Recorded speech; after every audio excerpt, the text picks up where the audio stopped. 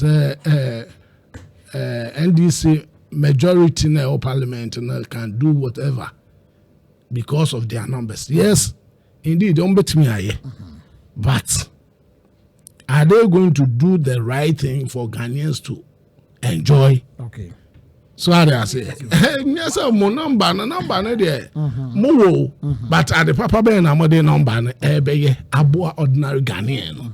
Ah, no koto aba elema awunya sa overwhelming majority no. Okay. Because you know within 6 months ne nkani abo no atum boom boom boom. What I say?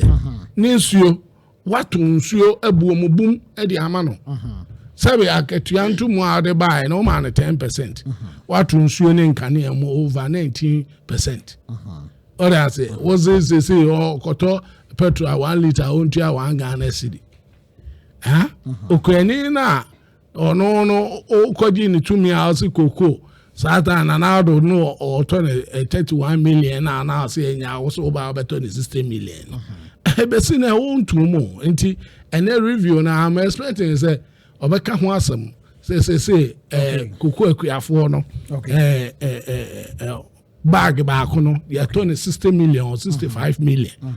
That is what I'm expecting. Okay. Now, if you could remember, year ato forcing our general present here. Obeka is okay. Say, fa tax be and to niyamazo, but there has been increase of tax in these 6 months. And only on the first budget March ni more there about to be ready.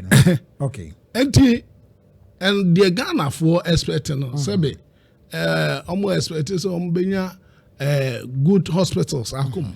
Say Ghana for say agenda 111 and ado dan ko ekufuado ene Dr. Mahmoud Bawumia e sha say omu besie no omu sie bi e wo 90% bi wo 70% bi wo 80% na aben aye na adwen so onto aso na emomo so obesi chip compounds 2000 sabe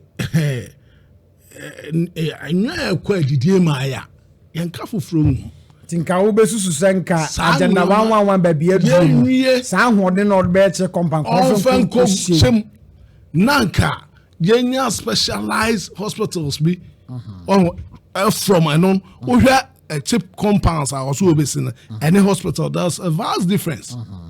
What I say because hospital ba utilities and facilities are a woman a cheap compound be say no anase bia de ohosa. What I say? Okay. Enti ano na budget yeah expect organizer ka say ene no passport you know fee no waslashe so kakra waslashe me pacho ma producers no and check the passport online passport say who acquire ya tiaga batteries almost online passport to acquire sesen almost say about 300 cities. Yes sir. Can you scan 3 million Google na it's almost 400 500 600.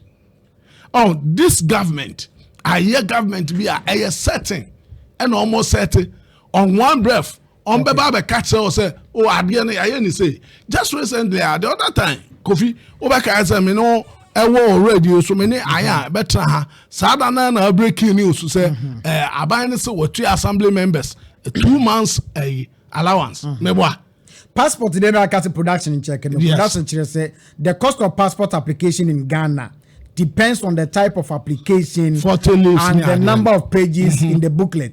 Standard one, that is 32 pages, ebe costing 500 Ghana cedis. You see? Whilst the 48 pages, ends up costing 644 Ghana cedis. You see? Coffee? So these are the enti abai we no sema omo kan no. And need the grounds no. Different. Okay. And Amika say also about 2 assembly members 2 months allowance and amebo which is 13 to 26 and I know you can assembly member be no be airborne attack but you see what I say who busa for assembly members no busa on say saketu ya na yetuamo yene mo national president Edin Komo e wa David no ka say releasing they were releasing, but they go through processes. Say banking the process. Oh, drum be who coffee or yeah. It's not like you district coffee brofo name inte brofo. O drum be who no nyangu ya sabi yemfre no drum. Merasi. What I say? We are expecting the best from this current government.